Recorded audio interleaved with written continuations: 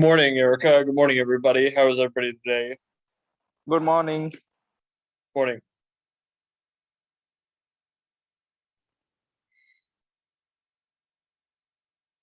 Morning, Javanshu.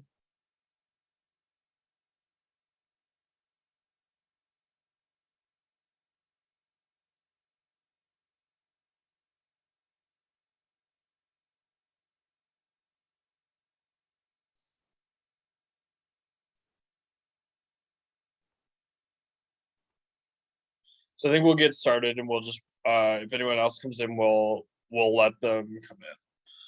So today we'll go through chapter 2, the market system and circular flow.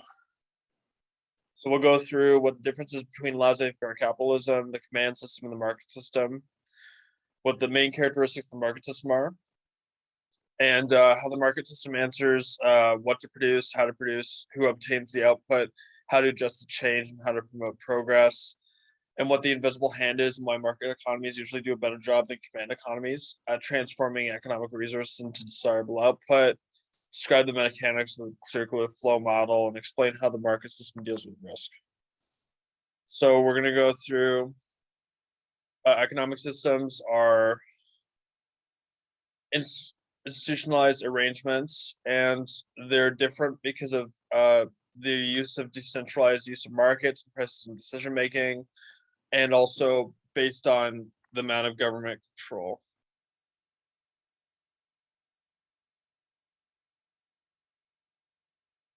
So laissez-faire capitalism is when there's no interference in the government. So the government doesn't really have that much power over the economy. So the government just protects private property from theft and ensures that there's contract enforcement for legal. So they do all that. So it's a very minimal economy. So like so they would have basically it would just be like a justice system and like judges, etc., and then also police and law enforcement. So basically they would just have that as government. It wouldn't have anything else for government. So like it would not have like it wouldn't have like CP, like Canadian pension plan, Medicare, a welfare, employment insurance. It wouldn't have any of that. It would just have police and law enforcement and justice system. So then the command system is when the government owns everything. So North Korea, Cuba, Myanmar work like that. So the government owns all businesses in the country. So the government can change anything, like any decisions that they want to have at any time. So there's no freedom by businesses to do anything they want. And the market system is a mix of some government control and centralized decision making. So this is so like companies are owned by people. Government owns some companies. So like Canada operates like this, where the government owns CBC, LCBO, Hydro One, partly, and then the rest of private industry is owned by people. So that's how Canada works, and then yeah, so Canada works like this. So part government ownership and most owned by non-government.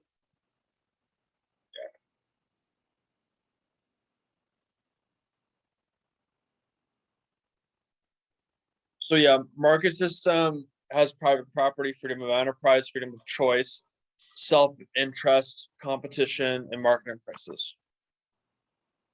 So Hong Kong, Singapore, Australia are the freest nations in the world. So these ones are more like laissez-faire.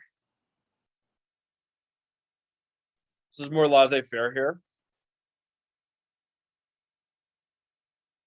And then this is more market economy. Canada, United States, Botswana. So these like in Israel, Spain, Italy would probably be under market economy. And then Mozambique, Algeria, North Korea, they're more centrally planned economies, where the government owns all industry, basically. Yeah, that's really how it goes here. So yeah.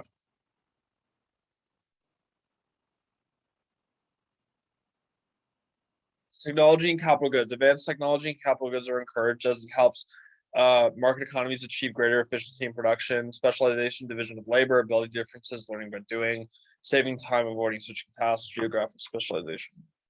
So money acts as medium of exchange. Barter requires the coincidence of wants. So this provides trading. So like if Saskatchewan, so like these countries can trade with each other. So like with in this case, PEI sells potatoes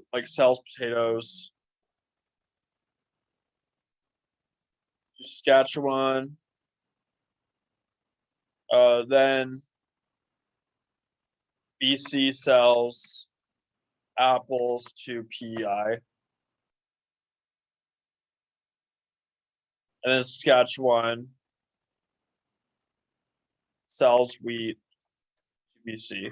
So like they trade based on the what the other country has in surplus and what the other country wants.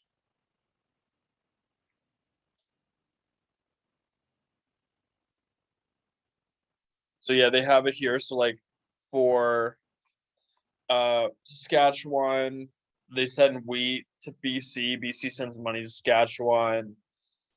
PEI sends money to BC for apples, and then PEI sends potatoes to Saskatchewan in exchange for money. So market failures are inherent in the market system. Government can increase the overall efficiency of the economic system if the market system fails. So they can bail out businesses, give loans to keep the businesses running if there is a recession. And then the central government, along with the central bank, needs to take action if the market economy is experiencing recession or inflation. So, this is what happened. So during COVID 19, the government spent about $1 trillion in Canada to support the economy through CERB and other programs. The rent subsidy and other programs. That's what the government did during COVID-19. And then with inflation right now, the central bank is increasing interest rates to reduce inflation. So those are things that the government can do to support the economy. So I'm going to ask the class. Oh wait, so these are more like general questions. So, what goods and services will be produced for a business? So those are questions that you ask your business. How will the goods and services be produced? Who will get the goods and services? How will the system accommodate change, and how will the system promote progress? So those are important questions to ask when you're producing a product, basically. So like if you're a company trying to produce a product, those are important questions to ask. So yeah, what will produce? You need to determine a product that will be produced at total revenues greater than total cost. So yeah, like in order to make a profit, total revenue must be higher than total cost.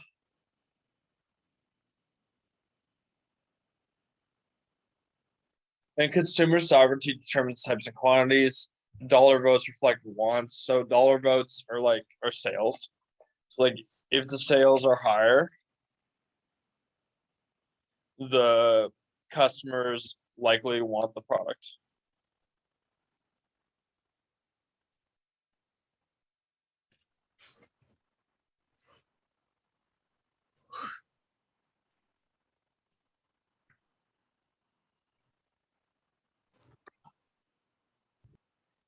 So then how will the goods and services be produced? So you want to minimize the cost per unit. So like be most efficient, make it cheapest, then use the right technology and get cheap resources to create the product.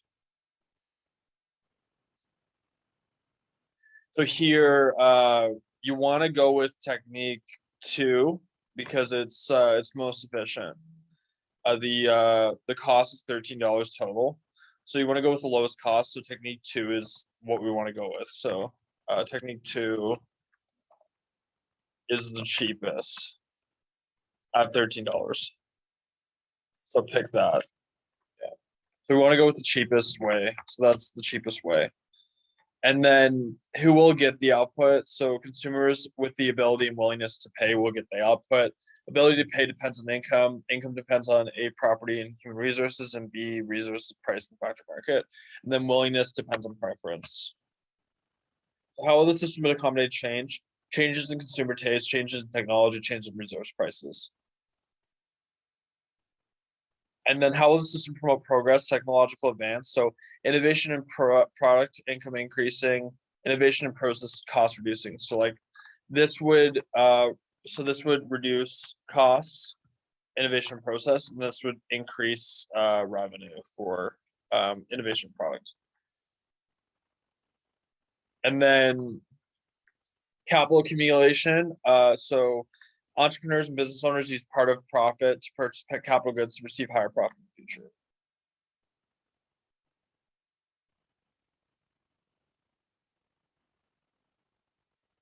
Wealth of Nations by Adam Smith. So prices. So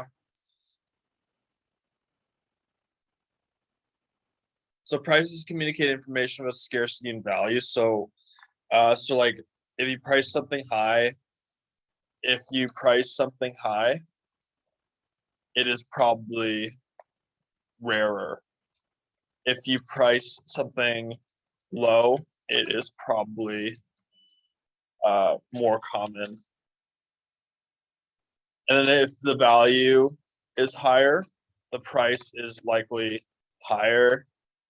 The price should be higher, but not always. Because you could go to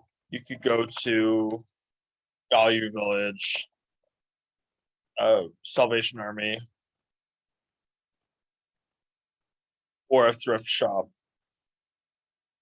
to get a high value product for cheap.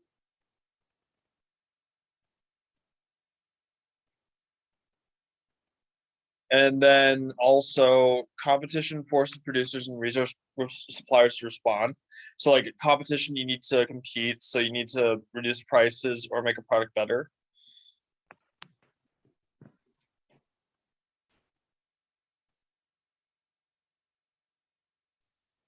And then 3 special merits of the market system. So it's efficient in terms of resources. So they use the least amount of resources needed to make a product. And then it's most efficient in terms of the production techniques. And then it's most efficient in terms of creating new and more efficient technologies. So incentives, the market system encourages skill acquisition, hard work and innovation, freedom. Rewards and penalties are imposed by the market system. So like if the company is not producing a very high value product, then customers will probably go to another company to buy their product. So command systems are a failure. Soviet Union, Eastern Europe, and China. The problem is they have output targets for all goods, and that doesn't work out. And then there is no adjustment for surplus or shortage in products, so they don't adapt to those things. So the circular flow model is one or more persons occupying a housing unit. So they purchase goods and services provided by businesses in the product market, and they get the income needed to buy the products by selling resources in the factory market. So businesses, a sole proprietorship is an unincorporated business owned and operated by a single person. Partnership is two or more of an individuals pool their financial resources and business skills to operate the business and share the profits and losses. Corporation is an independent legal entity that can acquire resources, own assets, produce, sell, and incur debts, extend credit, etc. So the difference, so a good thing about being a corporation, if you want to register as a corporation, if the corporation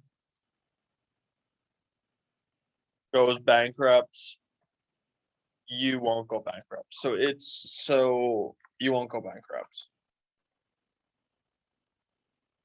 This is good because your credit won't be harmed. But if you are a sole proprietorship or partnership,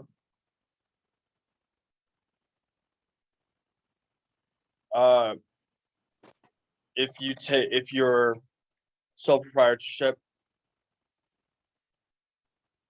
or partnership takes on too much debt, you will go bankrupt. So like that's the difference. It's good to register. So registering as a corporation is better because you don't have to worry about going bankrupt yourself if your company goes bankrupt. So that's the good thing about being a corporation.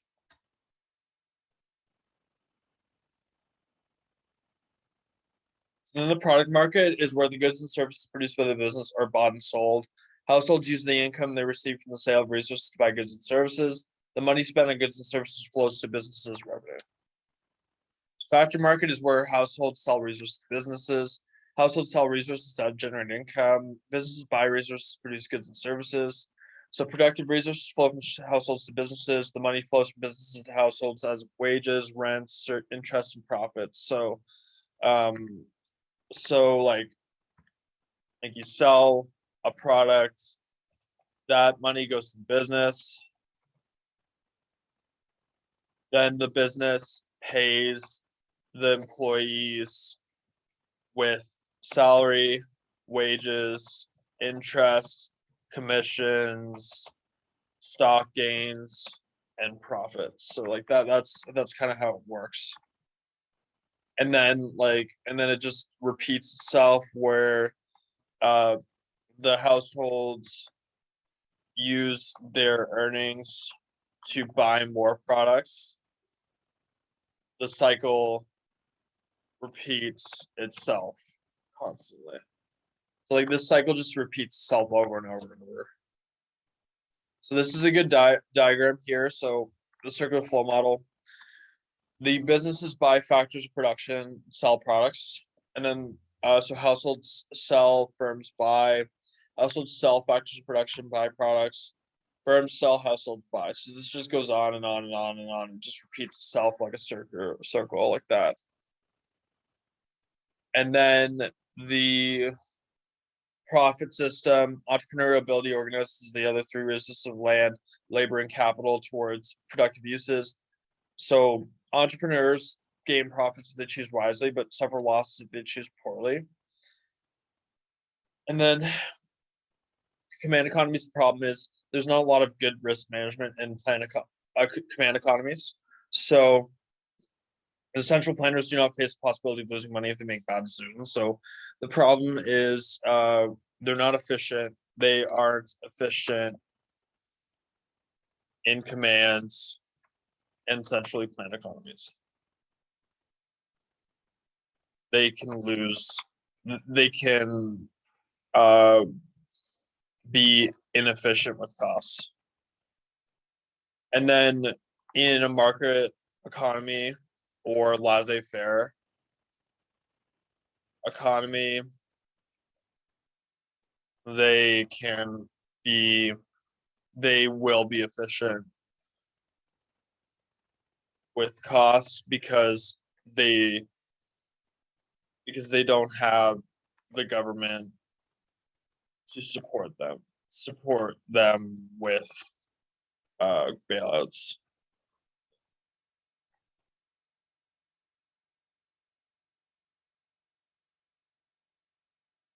Dealing with losses, only the firm's owners are subject to business risk and losing money.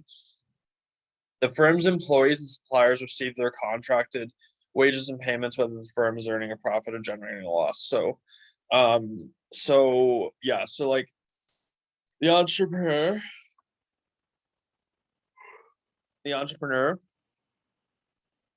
uh takes a lot of the risk, while the employees don't take a lot of the risk because they receive wages and salary regardless of how the business is doing. But the flip side is, if you are an entrepreneur, you will generate way more income than the employee if you are successful. So the risk is worth it.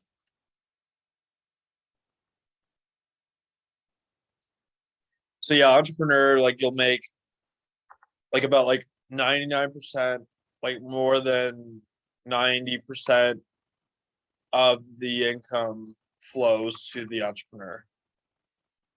So the risk is worth it. So start a business.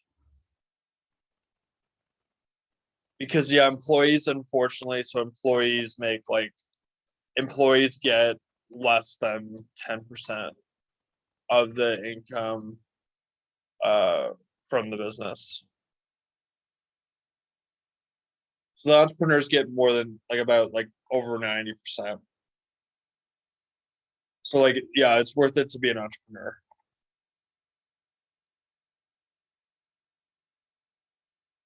So then benefits of restricting business risk to owners, attracting inputs. Input suppliers dislike risk. Security makes it easier for firms to attract labor and other inputs. Focusing attention, the profit system helps achieve prudent risk management. In a command system, the responsibility for managing risk is spread out over several layers of government, and nobody's responsible for bad outcomes. So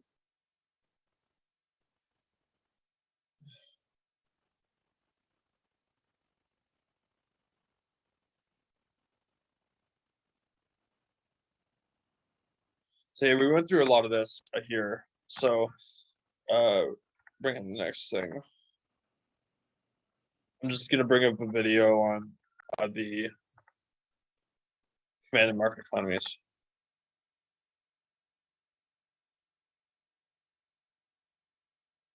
In this video, we're going to talk about different ways of structuring an economy, and in particular, who owns what, and how does an economy decide what to produce, and who gets the output of that production. So on one side, you have what's known as a command economy. And good examples of command economies are the communist states, especially during the 20th century, the USSR, the Soviet Union being the best example of that. And in a command economy, the government controls what's often known as the factors of production. And sometimes, in an extreme case, there might not even be private ownership. So let's say that this right over here is the government. I'll do this with some type of a building with pillars in it. So this is the government. And in a command economy, the government will often own the factories and the farms, so the factors of production. So let me draw a little factory here. So with a little smokestack. And so the government will tell this factory, this year you have to produce exactly 10,000 cars. No more and no less. And so that factory say, okay, You're our boss. You're the government. We will produce exactly 10,000 cars. Similarly, the government might tell let's say that this right over here is a farm. And this is my best drawing of a field really fast. And so it needs to say, hey, you need to produce, I don't know, 10 million apples. I don't even know if that's a reasonable amount of apples to produce, but you need to produce 10 million apples. And so the farmers, who essentially work for the government, because the government would own that farm, they would produce those apples. And also in a command economy, there's like, well, who gets these cars and who gets these apples? Well, in an extreme command economy, they will be directly allocated by the government. The government will say, all right, you get a car, you get a car, you get a car. And it might not be based, and in fact, it will not likely be based on any type of who's willing to pay for the car or who could pay the most for the car. Similarly for the apples. So they're all going to be allocated. So there would have to be a lot of planning done on the part of the government to say, okay, how much should we produce of one thing versus another thing? And how do we decide who gets the different things? Now, at the other side of the spectrum, you have what's known as a market economy. And most economies in the world, especially the United States, are much closer to being a market economy than being a command economy. Rather than having the government owning the factors of production and deciding who produces what and how much and who gets those things, in a market economy, it's all based on the factory right over here, independent of the government for the most part, unless you're in certain fields that might have strong influence from the government. Let's say you're a military contractor. But if you're not in one of those fields, if you're fairly independent of the government, what they would say is, well, what does the market need? They might say, hey, look, the market needs 5,000 cars that look like this, but then it also needs another 2,000 trucks that look like that. And how are they basing it? Well, they might have looked in the past year. Well, how well is this car selling? How well is the truck selling? They might look at competitors. In fact, in a market economy, you'll often have more competition. The command economies, you might have one really ginormous factory that's owned by the government or a few, while here you might have competing factories where they're always, hey, they make a pretty good car. We're going to make one that's just as good, and it comes in yellow. So once again, you have this notion of competition for people to produce things out in the market, and they're also making their best judgment of what does the market actually need. Similarly, you could have your farmers here and you say, hey, you know what? I've been growing a lot of apples, but that doesn't seem to be in demand anymore. So I'm going to grow more, I don't know, peaches, because it looks like the sale of peaches, the peaches are in fashion this year. And similarly, who gets these is not dictated by the government. It's determined by the market. And so let's say this is me. Let's say this is you. Let's say this is someone else. If I might not be interested in getting a truck, but I really need to get a new car for my family so I can drive them around and take vacations and things. And let's say you want to get a car too, but the market will dictate who gets it. So for example, the factory might set a price for this car. They might say it is $10,000 per car. And maybe I'm willing to pay it, maybe I'm not. Maybe I'm just like, well, I really like that blue car, but I'm not willing to pay $10,000, and this yellow car is available for $9,000, so I am going to get that. And the prices themselves won't necessarily be fixed. If they're not selling enough of these cars at $10,000, they might lower the price to compete with the yellow car at $9,000. Similarly, if there's a ton of people who are willing to pay the price of this truck, they might raise the price on the truck or produce more of it. And the severe competition, if one firm doesn't do this well on a regular basis, they might go out of business. So there's a strong motivation to be able to meet the needs of the market, and then the prices adjust accordingly. And so you might say, well, what are the positives and negatives that people generally associate with command economies or market economies? Well, the motivation that's often given for a command economy is some notion of fairness, or some notion of equality. That when you have a market economy, as a byproduct of this mechanism where different people are competing, some people are innovating more or less, some people might be working harder or less, some people might just get luckier or unluckier, you naturally will have some level of inequality. And some of the original ideas behind command economies like communism where, hey, we don't like this inequality. We want to see more fairness. And so we want to see everyone get exactly the same car. We want to see everyone get exactly the same number of apples. We don't want to see all of these competing firms. We want one really big, efficient factory to just churn out these cars. Now, it turns out in reality, that's a little bit utopian. Even at the peak of some of these communist economies, there were people who had better access to certain things. People who might have carried favor with the leadership, had more power, who had better apartments, had better cars, had more access to resources than people who didn't. In a market economy, yes, there will be some inequality, but the best thing going for it, and the reason why most economies in the world, even ones that are nominally communist, like the Chinese economy, have transitioned to a market economy, because a market economy is also associated with things like innovation and strong incentives for people to innovate or work or do things. Think about the situation in a command economy. Let's say that you're a manager at this factory here. The government has told you to produce exactly 10,000 cars in exactly the type of model. Maybe you have an idea for how to make this car more efficient, but no one's really going to reward you for that. If you're not going to be able to get paid more so that you can buy more things, you might not be as interested in doing it. While in this situation, you have extreme competition, where as soon as this factory or this company is outselling this one, everyone here is going to think, wow, we need to innovate. We need to really work harder so that we can take more market share from the other company. Similarly, at the individual level, different people might say, hey, I can only afford the yellow car now, but I really wish I had the blue car. So maybe I'm going to work a little bit harder, or I'm going to try to innovate, or I'm going to try to start a business. Most of the world has transitioned to something much closer to a market economy because overall, even though you have this inequality, it has made more productivity, more innovation, more goods and services available to more people. Now, the reality is most economies, as I mentioned, they're close to a market economy, but they aren't a perfect market economy. You still have the government very involved in certain industries. In many economies, the government might be in control of healthcare. The government in almost every country has significant influence in things like the military.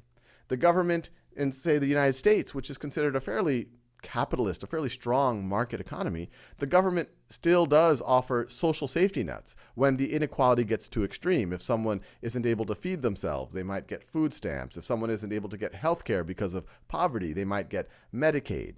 And so there's actually a spectrum between a command economy and a market economy, with most economies actually falling in this in-between state, which is sometimes referred to as a mixed economy.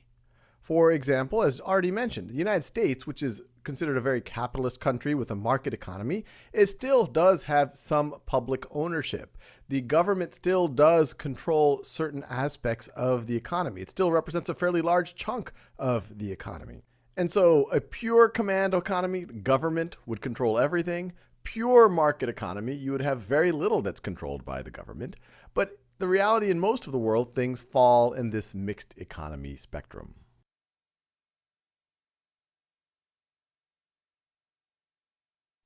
That's a good video on showing what's the it's like what the differences are between a market economy and a command economy. So what we're gonna do is we're gonna go through some of the graphs. I'm just gonna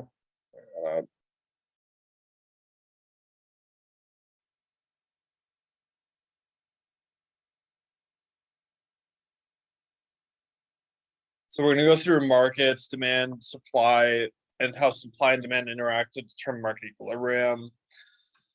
Yeah. So markets are an interaction between buyers and sellers. Markets can be local, international, and international. Then price is created from a buyer and seller interaction. So demand is a curve or schedule. So it's the amount that consumers are willing and able to purchase at a given price during a specific period of time. And then there's individual demand and market demand. So here, this would be a demand curve. It's downward sloping, where so the quantity demanded So like demand curve, price goes down, quantity demanded goes up. So as you see that here, it's downward sloping. That's what happens. And then the law of demand is the negative and inverse relationship between price and quantity demanded. Other things equal, as price falls, the quantity demanded rises, and as price rises, the quantity demanded falls. So like when things get cheaper, so when things get cheaper, quantity demanded goes up. Yeah. And then law of diminishing marginal utility, income effect, substitution effect. Demand curve is the inverse relationship between price and quantity. Demand is shown on a graph. Quantity demanded on the horizontal axis and price on the vertical axis. And the downward slope reflects the law of demand. The demand curve is the marginal benefit curve.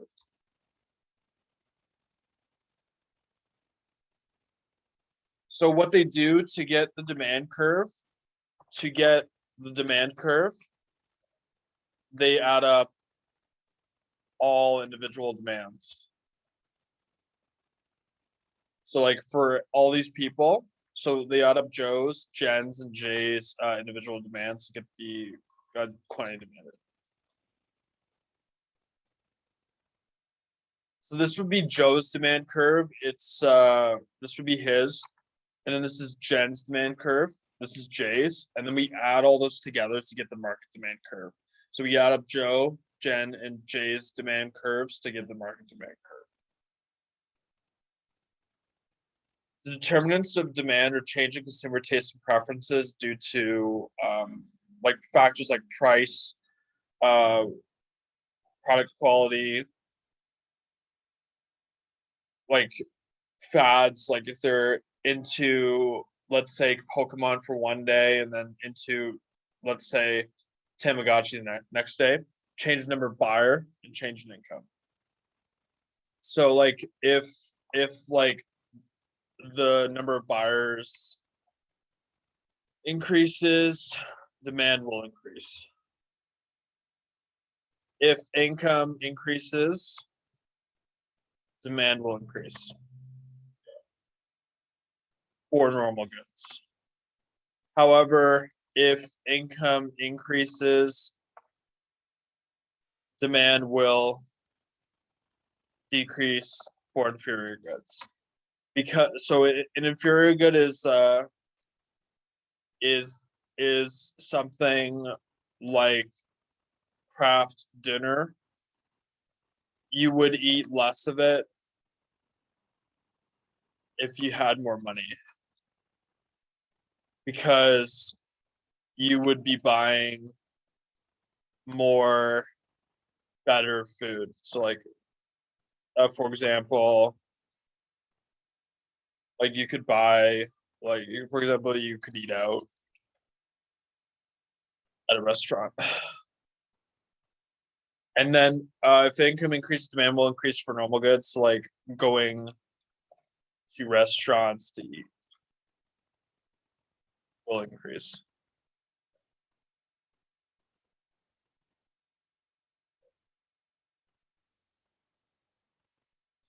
So then changes in prices of related goods. So if the price of a complement goes up, so if the price of a complement goes up, the quantity demanded of the other complement will go down. For example, if the price of ketchup goes up, the quantity demanded for mustard will go down. Yeah.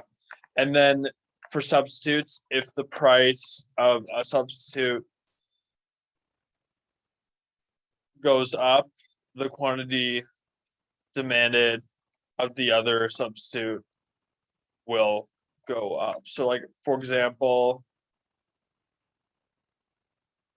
if the price of Ford goes up, the quantity demanded for GM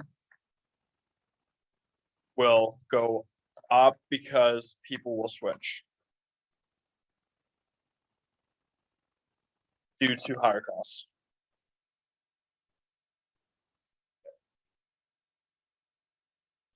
And then if future prices, if they expect future prices to go up, demand will increase right now because the price is still cheap. So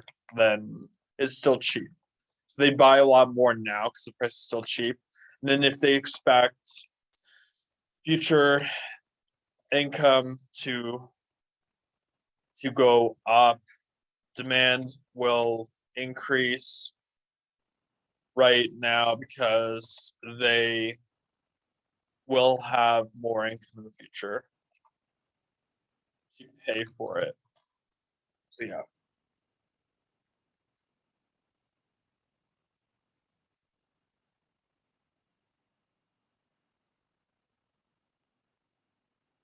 So this rightward shift, what do you think would cause this rightward shift in demand, everybody? Like what would cause the rightward shift in demand here?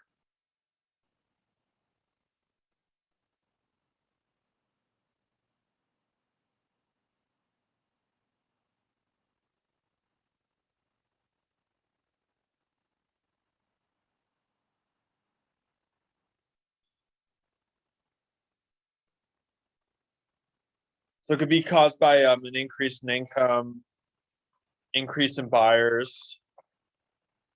Also, yeah, so those could be reasons for it. Then a decrease would be caused by a decrease in income or decrease in buyers. So change of buyer tastes, physical fitness. An example would be physical fitness rises in popularity, increasing demand for jogging shoes and bicycles. Cell phone popularity rises, reducing the demand for landline phones. And then change in number of buyers, decline in the birth rate reduces demand for children's toys, change in income. A rise in incomes increases demand for normal goods such as restaurant meals, sports tickets, and tablet computers, while reducing demand for inferior goods such as cabbage, turnips, and inexpensive wine. Changes in the price of related goods, reduction in airfares reduces demand for bus transportation, substitute goods. Decline in the price of Blu-ray DVD players increases demand for Blu-ray DVD movies, complementary goods.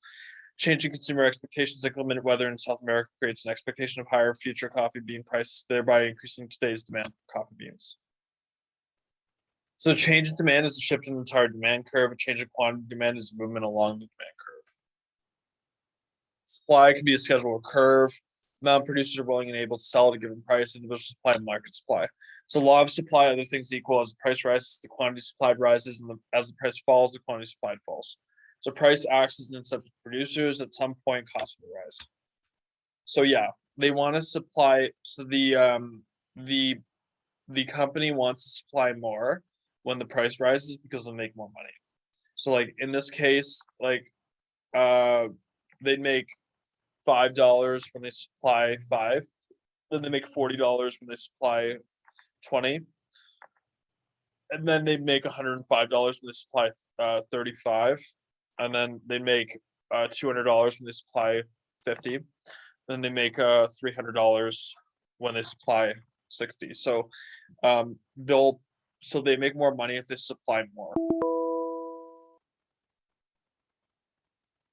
So yeah. Increases in supply is shifting right, decrease in supply is shifting left. And then there's it moves along the curve when there is a change in quantity supplied.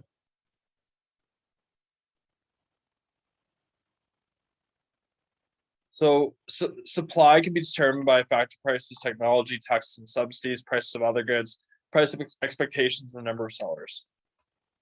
So change in factor prices example, a decrease in the price of microchips increases the supply of computers, an increase in the price of crude oil reduces the supply of gasoline.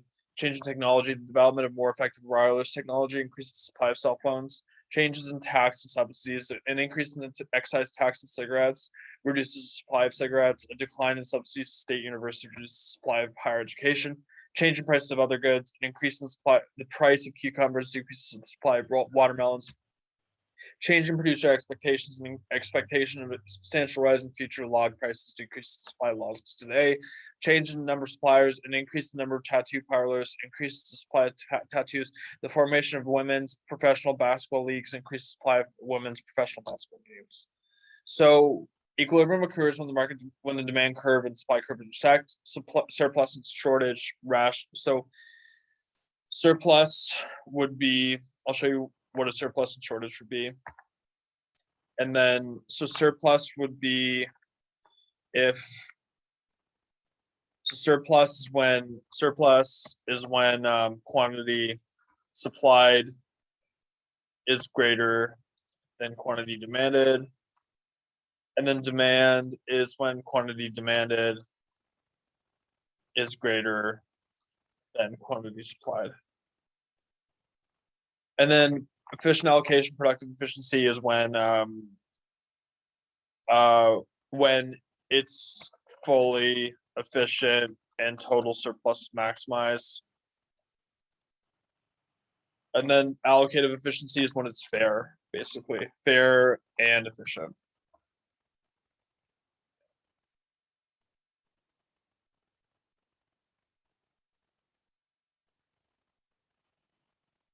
So here, this would be when it's surplus. Surplus is here when quantity supplied is greater than quantity demanded. And then below would be shortage. Shortage when quantity demanded is greater than quantity supplied.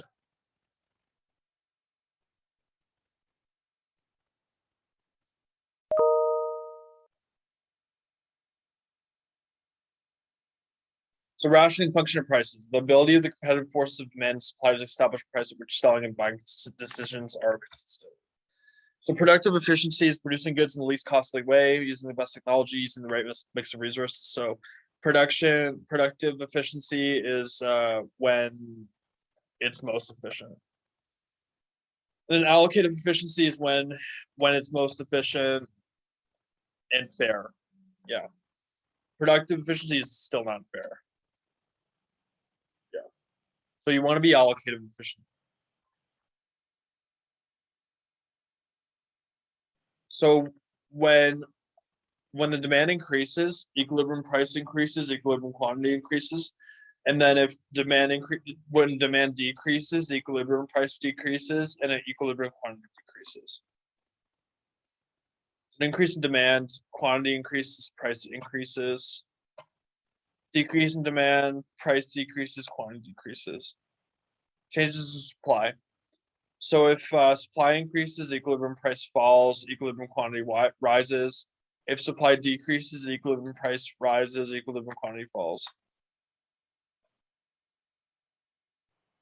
So yeah, if supply increases, price decreases, and quantity increases. If supply decreases, price goes up, quantity decreases.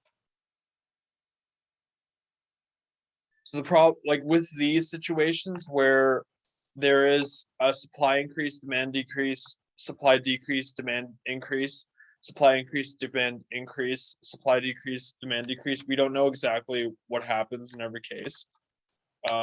So like what happens is with if supply increases and demand decreases, the price will decrease, but we don't know what happens to the quantity. So we won't know what happens to quantity in that case.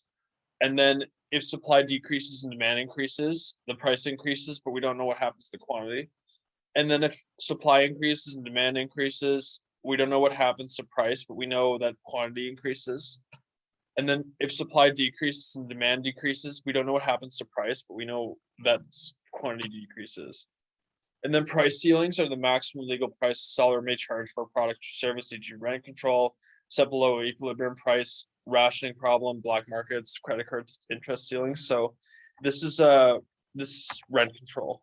So rent control is done for this. So like you pay lower price than equilibrium for rents. However, this creates a shortage because quantity demanded is greater than quantity supplied.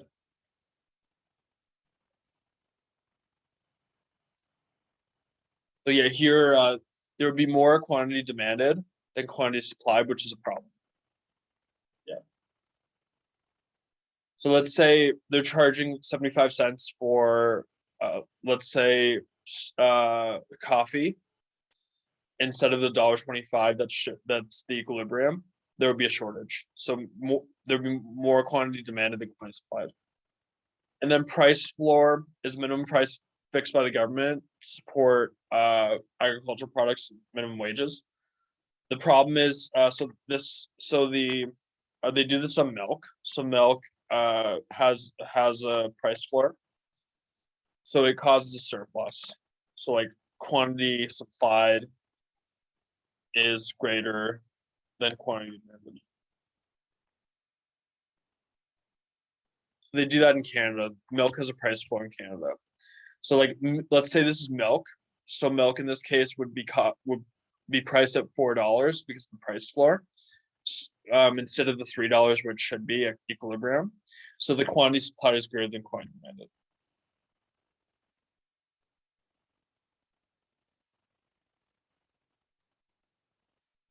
So that's a good overview of that. We will do. I'm going to bring up a game that we'll do.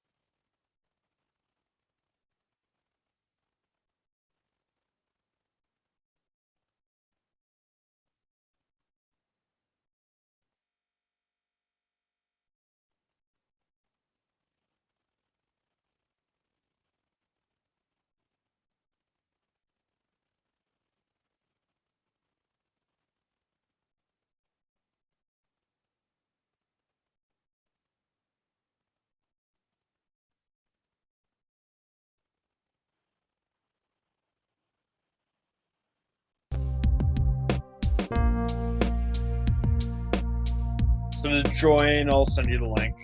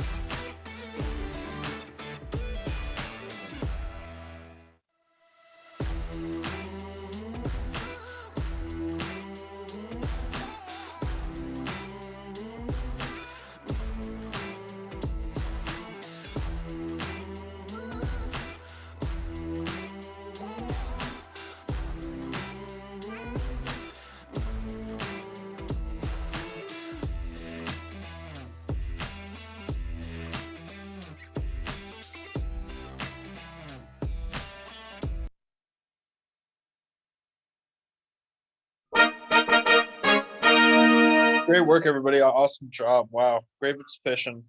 Excellent job, early birds, cookie quackers, and hairy hipsters. Excellent work. That's great. Great work, everyone. Yeah, excellent work. Very, very happy with all the work. That's great. So yeah, we'll start this. We'll start this one. I'm just gonna bring it up.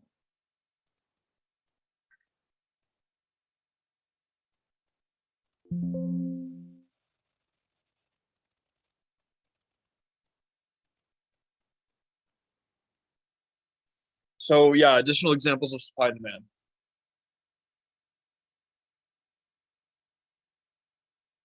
So if weather destroys part of the crop, supply shifts left. And then demand doesn't change if consumers want as much lettuce before. And this would increase equilibrium price, which would reduce the quantity demanded. So this is what would happen here. So this is what, like, if weather destroys a crop, it's like if weather destroys crop, supply will shift left. Yeah. The exchange rates are the price of one country's currency in terms of another country's currency. So currency appreciation and currency depreciation. So currency appreciation is when the currency goes up in value. And they can afford more imports. And then currency depreciation is when currency goes down in value, which increases exports.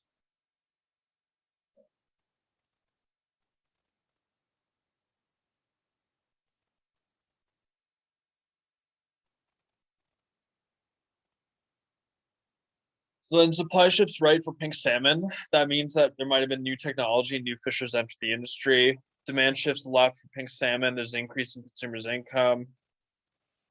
They buy other products because they may shift because they have more money. They have more money. So they may buy lobster instead of pink salmon because they have more money. And then reduction in the price of substitutes. So they may shift substitutes. So like if the price of substitutes goes down, they may shift to buy substitutes.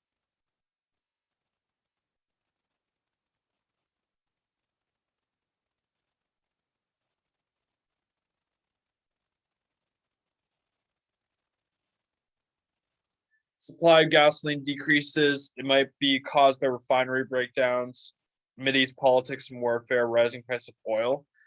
So like these things would cause less production of oil, production of gas would be caused by these things, which would reduce the supply of gasoline.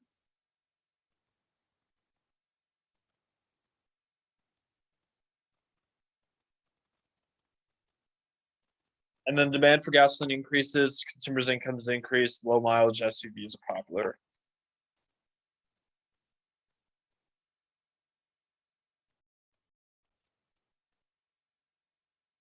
Supply shifts right, increase the number of sushi bars. Demand shifts right, consumers' taste for sushi increases.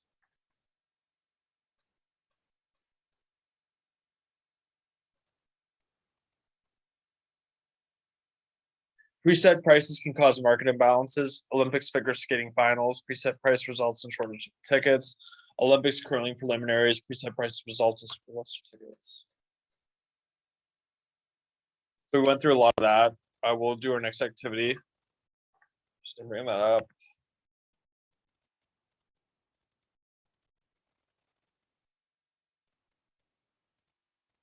So here's a link to get into here.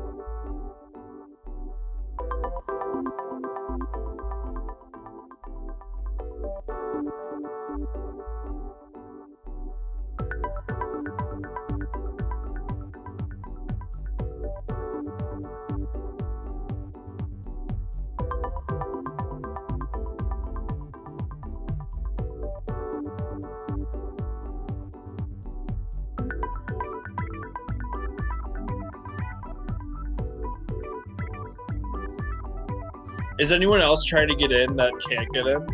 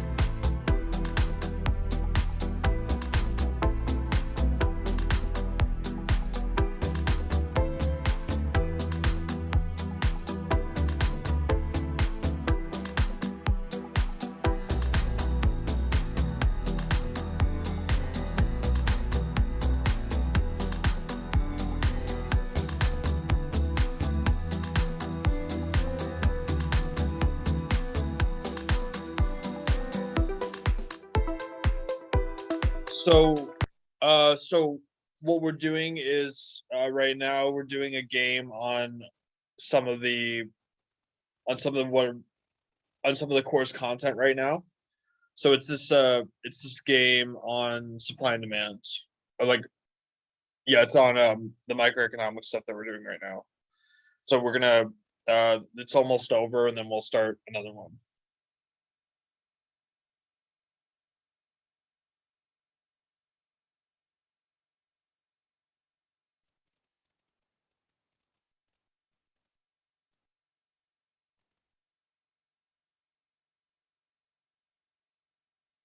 So great job, Javan, Chu, Ashmeet, Cesar. Excellent work. That's great. Great work. Good job, everybody in that game. That was great. So we're going to do our next PowerPoint.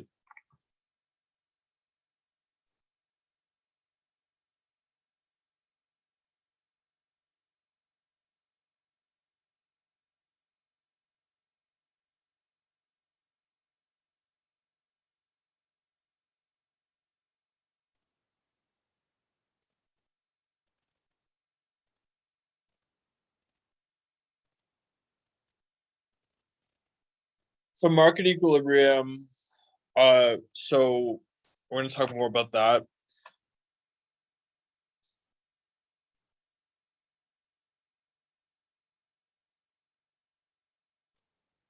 So market equilibrium is when demand and supply intercept. So right here, this would be the market equilibrium.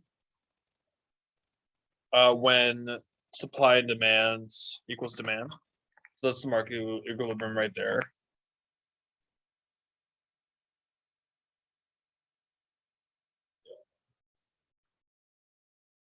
So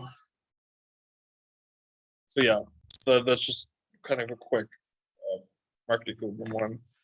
So let's try this. Let's try this here. I'll put the link in the chat.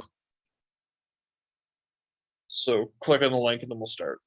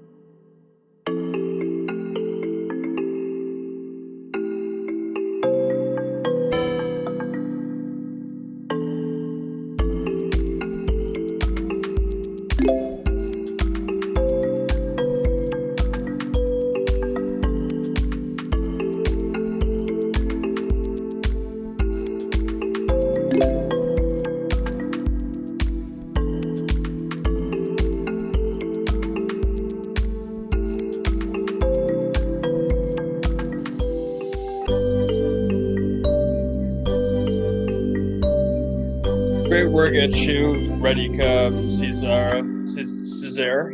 Great job, everybody. Awesome work. Wow. Very, very impressed with all your work. That was great. Great job, everybody. Excellent work today, everybody. Yeah, great work. Awesome class, everybody. Does anyone else have any questions for today on what we're doing? Good morning, Professor. Hi. So I just want to ask that previously we had assignment on Connect, right? Yes. But the dates are showing incorrect.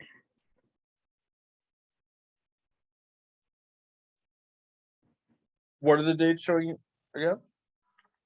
It shows of the previous year. Oh, they do? I'll check. So I'll check it right now.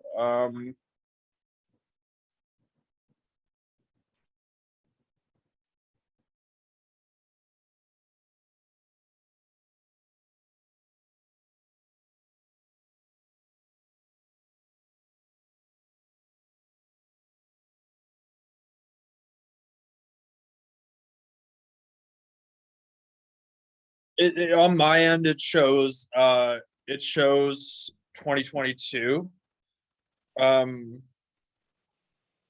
Okay. Are you able to access the quizzes? Yeah, I'm able to access the quizzes. Oh no, this one I wasn't able to access. Okay.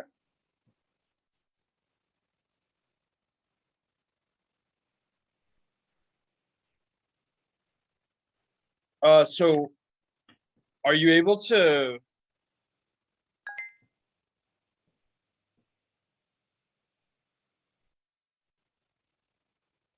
Are you able to view this? Yeah, I'm able to view this, but it Okay. shows incorrect dates. Oh, really? It does? Yeah, Huh. I'll Hi, take a sir. screenshot and then I'll email you. Okay. Hi, sir. I Yeah. think what, yes, I think what's showing, because I also have the previous year that shows, but it's on this one I can see and it's correct. So I think what she's telling is at the to do tab. When you click on the menu, there is a to do tab there, and it shows the previous year. That one. Huh. So what we need to do is go to the menu tab and the classes, right, sir? Yeah. And then click our class. So that is what we need to do. That one there. Yeah. Yeah. So yeah, exactly. Go to Okay. so yeah, go here because Yeah, so now I got it. so I opened, so what I did was I want everybody to complete the quizzes like each week. So based on the due dates in the addendum, I want you to complete them each week. So like this week you do quiz 2. Last week you do quiz 1, but I'm keeping them open all semester just in case, because I know everybody has a lot to do. So like you have, if you can't complete it this week, you can do it and you can do it in a bit. I'm just gonna keep it open the whole semester. So yeah, I'll give you so you can complete it at any time during the semester, but I prefer if you do it right now, just so you don't have to have a lot to do at the end. Yeah. Yeah, yeah. So thank you, Professor. No problem. So yeah, like you'll have all semester to do all this stuff. Just Okay. but I highly recommended you to do it right now. Like so you don't Sure, have sure. like We will a do million. it. Yeah, sounds good. But I'm glad we cleared that up. Any other questions, anybody?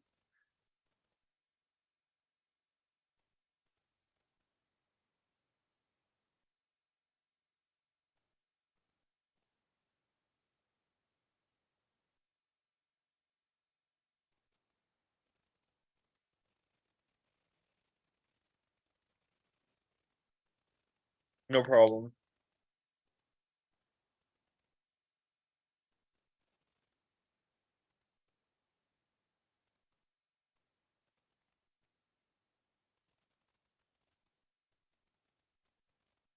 So the PowerPoint, thanks to Zer, you too. So the PowerPoint, what I'll do is I'll post all the PowerPoints. So I'll put that up.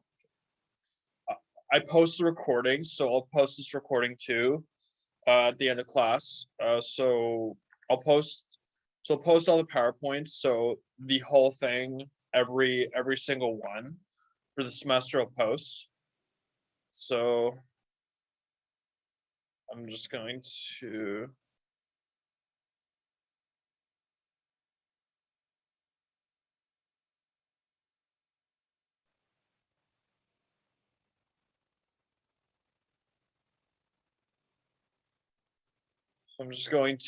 post all the PowerPoints that we have.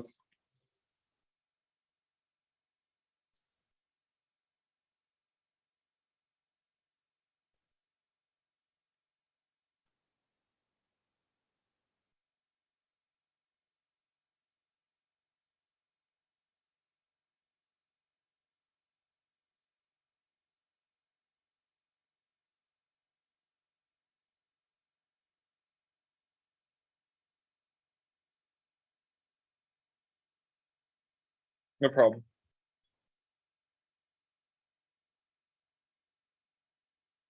No problem. Okay, so it's posting and it'll show up when it's done. But any other questions, anybody?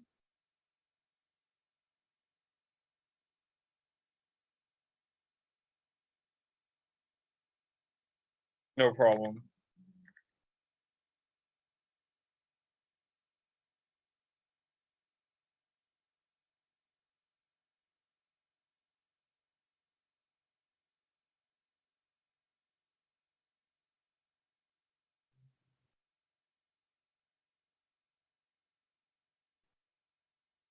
So yeah, it's posted now. So so any other questions, anybody?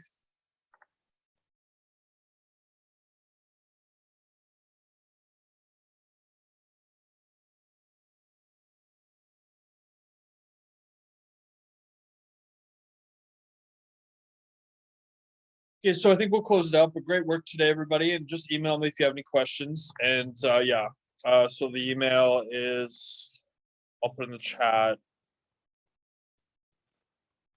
And then also if you need me, like if you need to reach out to me quick, like just WhatsApp me. I put the WhatsApp chat. So have a great day, everybody. Have a great week. Just email me or contact me if you have any questions. And great work, everybody. Have a good day and a good week. Thanks, everybody.